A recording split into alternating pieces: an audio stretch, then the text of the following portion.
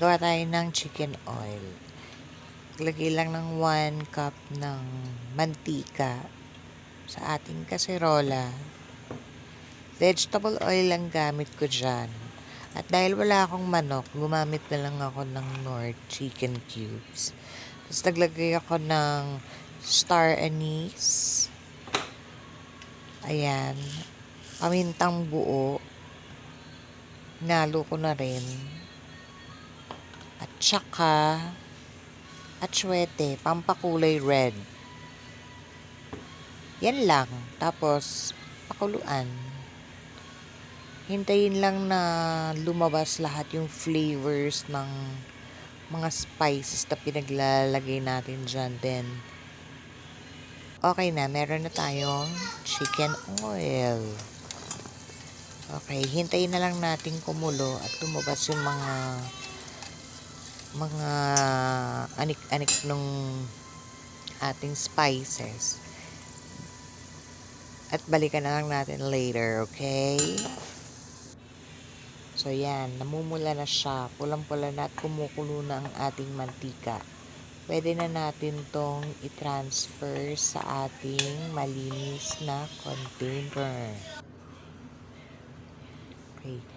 Siyempre, kailangan natin ng pansala para hindi sumama yung mga spices na nilagay natin.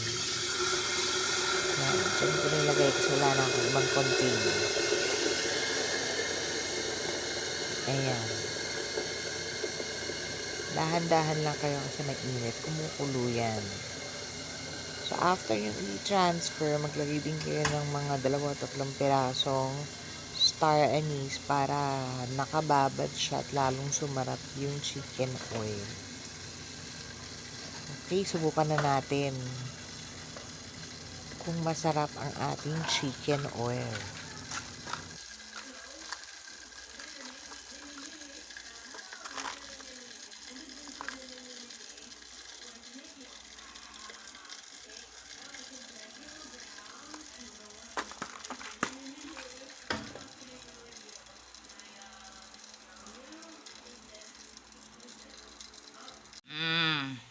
This chicken.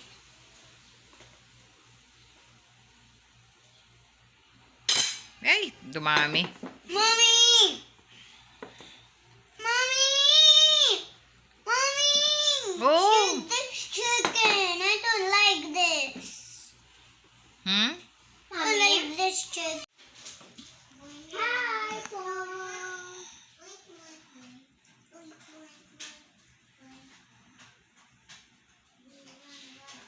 How did you like the breakfast? Akala ko kanina gagamba. Ano yun? Hi.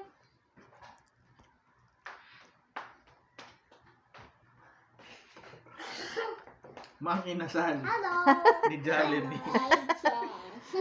Just kidding.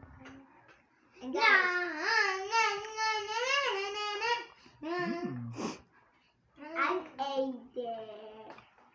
Doon ka. How? How?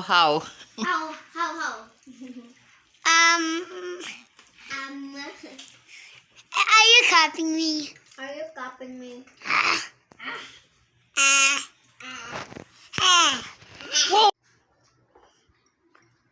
Hi.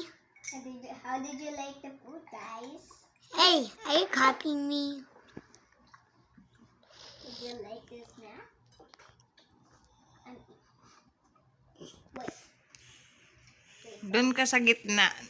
Gitna, but Middle. what needed? Doon sa middle Doon sa middle.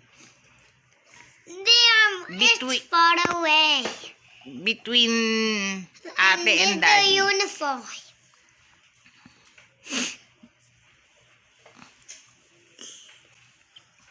Pasado ang aking chili oil. Ay, chicken oil. Dear boy, I love you. Paulit-ulit na siya. May pinagpretuhan ka ba na manok? Mm.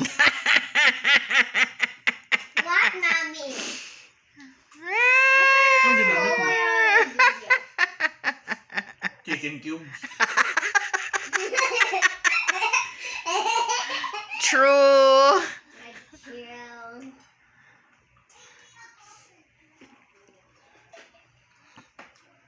Mas maganda bili kang balat o kaya puwet. Mas yung papamantikain.